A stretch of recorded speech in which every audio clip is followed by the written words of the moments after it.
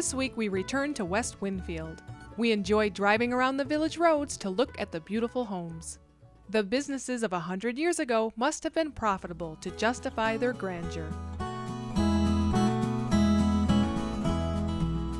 Today, business still flourishes in this small town community. We're invited to tour Turbine Resources Unlimited. Driving by, you might not realize that inside this building, gas and steam turbines are overhauled and repaired. I'm inside the plant at Turbine Resources Unlimited, and it is better known to those around here as True. And it is true that business is alive and well here in West Winfield. We provide services to the power generation industry, so namely we work directly for power plants, anywhere from California, the state of Washington, Florida, all over the country. We provide on-site field services. We tear down their engines, we reassemble their engines. In our shop here in West Winfield, we bring in their components and we do complete overhauls, repair the cracks. First you identify the cracks, grind them out, weld them, heat treat them, restore everything, reassemble. My partners and I all started together back in 1980 for a little company that was called Circumet Coatings Technology for a gentleman that was from England. So we have deep roots in this business. This is all we've ever done. And about 10 years ago we started our own company, and it's been happiness ever since. I'm from 8 miles from here. It's an 8-mile commute. I used to ride my bike to work. I've always lived here. There was a point in my career when I could have left New York State and my partners could have left the state and we could have doubled our salary, but that wasn't even an option because my whole family's lived here forever. I totally love it here. I got the best job in the world. I got it made. I mean, I have great partners and great employees, and it's just like almost runs by itself, you know, and so it's a lot of fun. Now, it's Joachim, right? Joachim, yes. And you are from Russia? Yes. Can you say to the camera for us, I love Mohawk Valley living? Yes. Go ahead. Yeah, let's live Mohawk Valley living. Very good. By the way, Joachim is getting married next month. Next month, yes. To a beautiful girl that he met on the internet, and she's coming here to the Mohawk Valley to get married, and she's from Chicago. Touring the plant here gave me a certain feeling of family. Here you have people who were from the community and who are staying here and who are bringing business and money from outside of New York State back into the Mohawk Valley. Across the sky, all the colors. Around town, we are told that we have to try the Stromboli at New York Pizzeria. And Kitty flies by. We have to confess, we've never had Stromboli, but we are devoted to our viewers and venture into uncharted waters. The locals here in West Winfield know something that I didn't know until I came here, and it's this, that the Stromboli is incredible. Now, Stromboli is something I've never had, and I grew up in Cornhill, close to East Utica, but I've never tasted it until I came here. And something else that I learned here from Pam and Brandon is that the proper way to eat Stromboli is to dunk it in tomato sauce. Try it.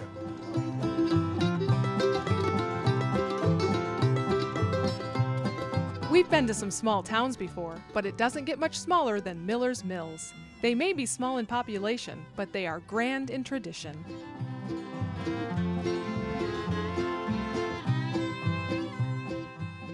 Well, the community was settled in about 1790 by Andrew Miller and several of his sons who came here from Rensselaer County. And Andrew really was a miller, and he built the dam on the East Branch, what we now call the East Branch of the Unadilla River, and created a mill pond, built a grist mill, and later a sawmill. And those mills existed up until the 1950s. And originally it was called Miller's Settlement. And then over time, it took on the name of Miller's Mills. And people came from miles around to have their grain ground or to have logs sawed. The water still flows over Miller's Dam. The mill pond it created still produces the ice that has been harvested here in Miller's Mills for over 200 years. The custom continues to this day with the annual ice harvest held every February. Be sure to make the time to be a part of this tradition. Let's see.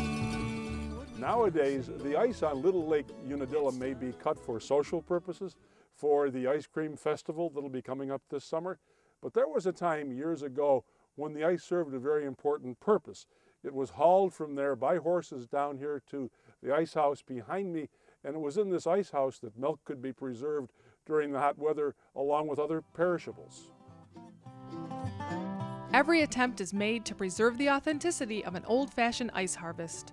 The only exception nowadays is that an antique gas-powered machine scores the ice before the actual event.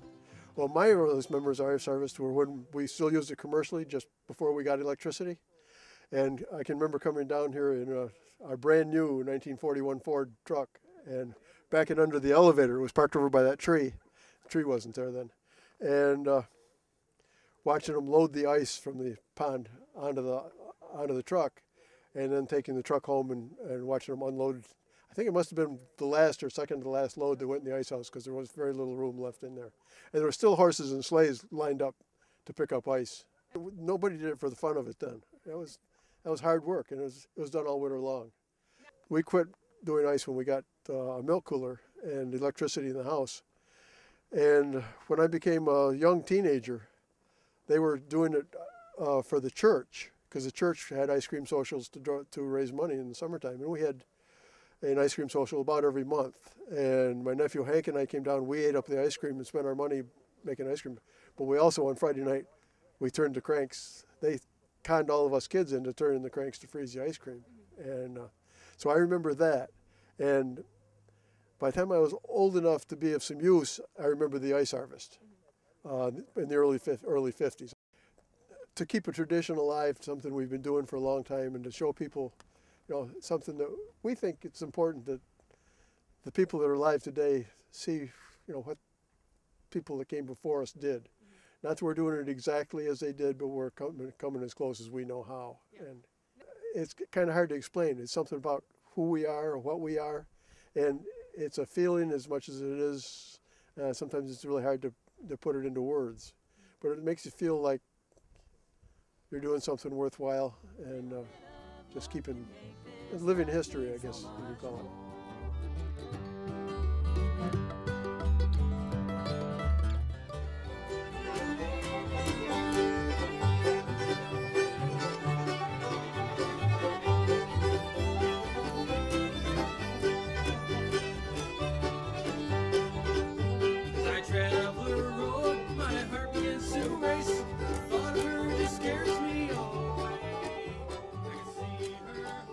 We have 9 right now, and Maren, she'll have a foal in another month.